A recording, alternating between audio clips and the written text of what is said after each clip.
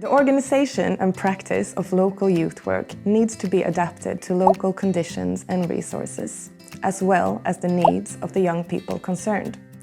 Living in the suburbs of big cities, in small cities or in rural areas means different possibilities and challenges for both young people and youth work.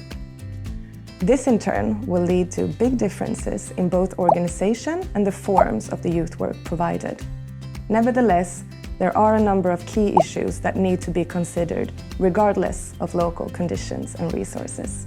Considerations that in fact are necessary if local youth work should be able to answer to the needs of the young people in the best possible way.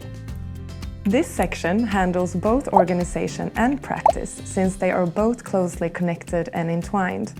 Some of the issues raised in this section will most probably ask for cooperation and/or support from other stakeholders.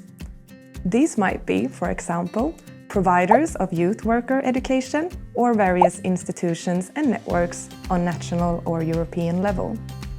This does not make these issues less important, and the Charter team will be more than happy to assist you in establishing relevant contacts. Have a nice process, go for change!